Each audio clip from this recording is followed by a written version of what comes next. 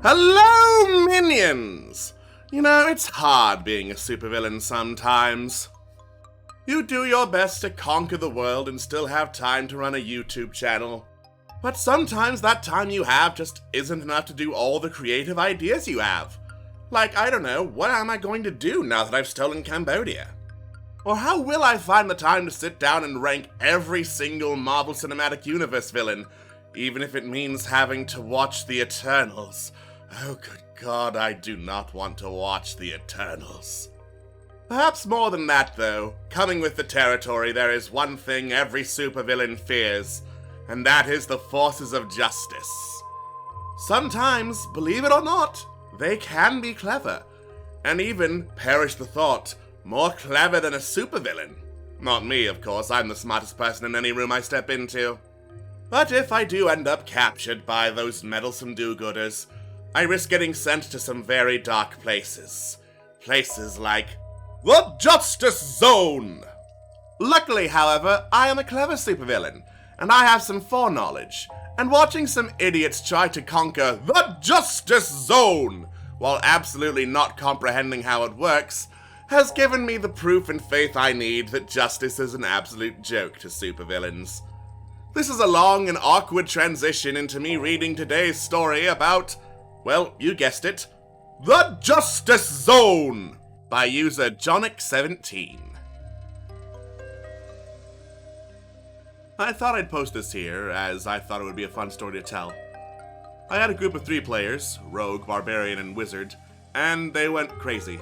Just stealing things, one-shotting monsters, and killing plot-important NPCs on 5 separate occasions. It got to a point where they seemed to brag about derailing my campaign. Normally I don't mind, but this was just annoying. So I came up with a punishment of sorts. They reached a town where they had wanted posters and warrants for their arrests. They were easily spotted, caught, and sent to a special prison.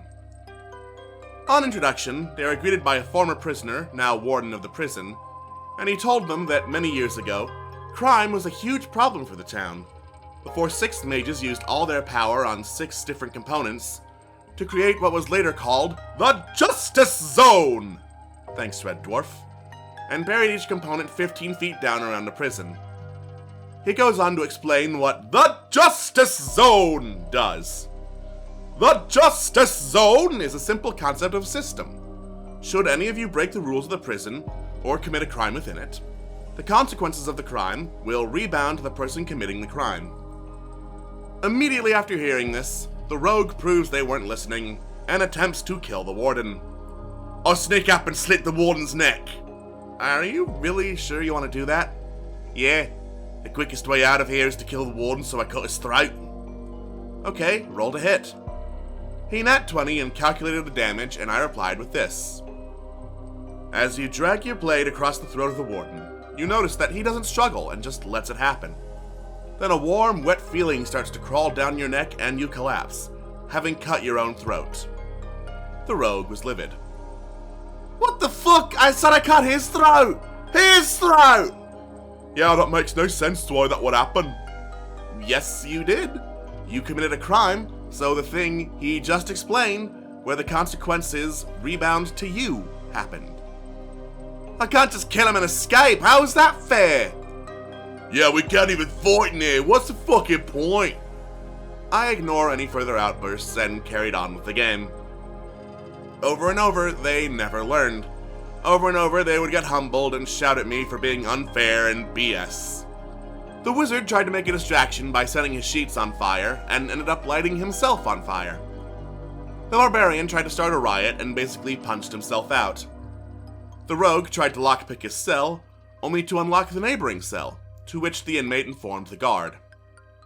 They even tried to blow up the wall behind them to escape, but only blew up the wall that separates the cells between them. The final straw was when they were so close to escaping, but the rogue made one mistake.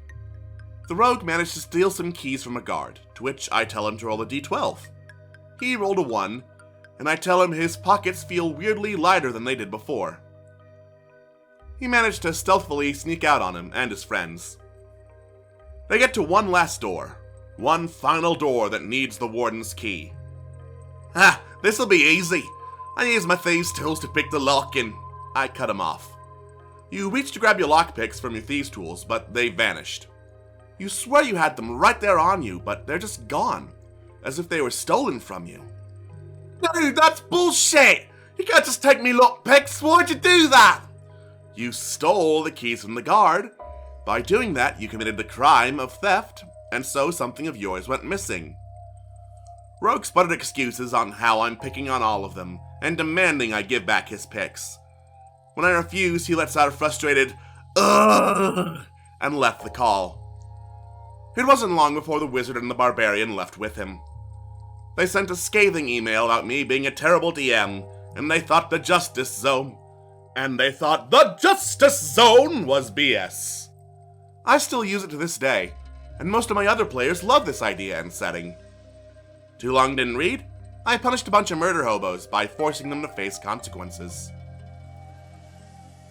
I know it's a bit of a shorter episode than most of the ones I read, but with a title like The Justice Zone, can you blame an old school villain like me for being attracted to it if only to laugh a little bit? And also, I hope you don't mind all the, grammatical and spelling mistakes. For one, it's the internet. For two, English might not be someone's first language. For three, being the internet, if English is someone's first language, I guarantee you, people usually don't give a shit on formatting or spelling their native tongue. The Justice Zone in this story is a really good example of how an eye for an eye and a tooth for a tooth will eventually make the whole world blind and toothless. Obviously, the solution to this is to just give me any of your spare eyes that you're not needing. I have a beholder in my basement and he gets really lonely, you understand? It's for the greater okay, you got me, I can't say that out loud without feeling like an idiot. It's really to entertain my pet beholder. Anyway, normally this would be the end of the episode, minions, but just to prove how evil I am, I'm going to extend this video past the 8-minute mark. You see, that's usually the threshold when YouTube decides you can put advertisements in the middle of the story. While I don't know if I'm going to do that, I do like the idea of talking more, so you can hear more of my beautiful voice. Whatever will I think of to come out of it? Oh, the genius things I could impart to your minds. The wisdom that I could bestow upon you measly peasants.